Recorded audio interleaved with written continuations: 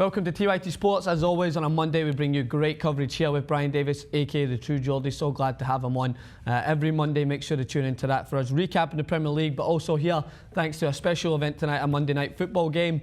Wish I could be back home to watch it. I used to love Monday night football on Sky Sports. Manchester United against West Brom. Coming off the back of a victory, a comfortable victory, it must be said. They look a little bit stronger, as if they're gathering a little bit of momentum. I'll be interested to see whether I'm still waiting in that sort of Falcao, Van Persie, and obviously with Rooney come back. Rooney's still suspended, with Van Persie and Falcao coming to try and get that partnership linking up. It's going to be interesting to see. I can't see past Manchester United winning this game, but the way it goes this season, they're so unpredictable. What do you think?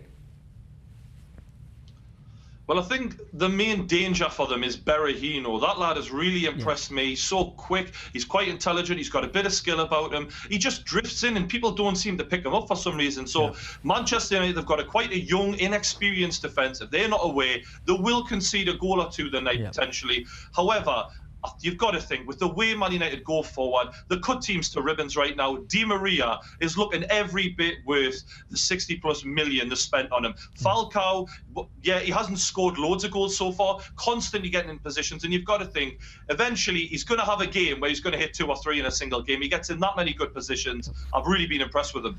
Yeah, and I think we spoke about this before. The thing about Manchester United is when you've got that many guys going forward, that abundance of talent, yeah, it doesn't matter. It does matter, obviously, how much you concede, but there's always going to be goals. That's why, you used to watch Manchester United, right? You used to, but correct me if I'm wrong, you used to think, I wonder what this game's going to be, maybe a 2-0 Manchester United will win comfortably. Now I'm looking forward to Manchester United games because you don't know what's going to happen. It's crazy. If I was to go up to a Manchester United fan and go, in 2014 season, you're going to get banged 5-3 by Leicester, so I can't wait to watch you play West Brom because there might be a chance that you could concede 2 or 3 goals.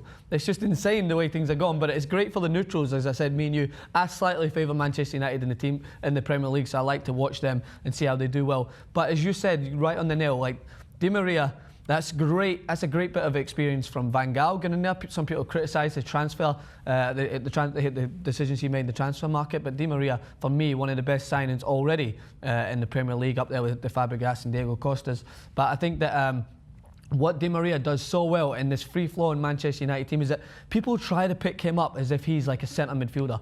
You cannot mark that guy like a centre midfielder because he's got the freedom to go basically wherever he wants. How many games have we seen Di Maria, even for Argentina as well, start on the right side of midfield and then pick the ball up in the left corner of the box and drill in one of those short crosses that goes across and the ball's put in the back of net? What do you think West Brom can do to try and mark someone like that?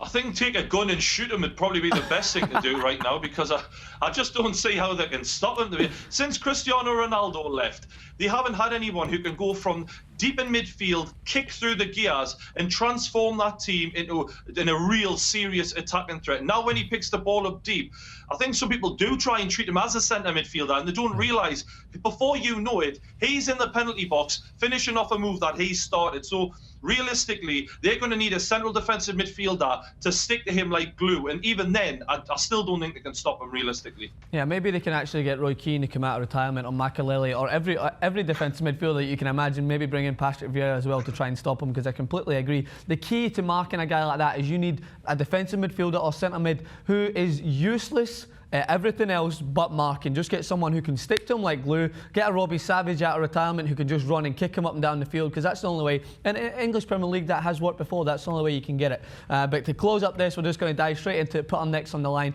I'm going to say my prediction first. I think that Manchester United will win 3-1. I can see Di Maria getting on the score sheet again, and maybe Falcao will come in and pitch in with a couple of goals. But I think Manchester United will win 3-1. What do you think? Funny old thing, I've gone for exactly the same scoreline, mate. I went for 3-1. All right, perfect. Well, we'll see if our next on the line. We'll make sure to check back in. Leave your comments in the section below after the game as well, after you've watched this, to see if we hit the nail on the head or whether we just hit each other and made ourselves look kind of stupid. But if not, it's all for good fun. That's why we're on here. We stick our necks on the line. We don't care about it, and we can go out and give you the reviews that you don't get on mainstream television. So as always, thanks again, Brian Davis, for joining us. The True Geordie. Make sure to subscribe to his channel and follow us both on Twitter. What's your Twitter handle again? At True Geordie NUFC. I'll be doing a review on this game, so check us out. All right, fantastic. Thanks again.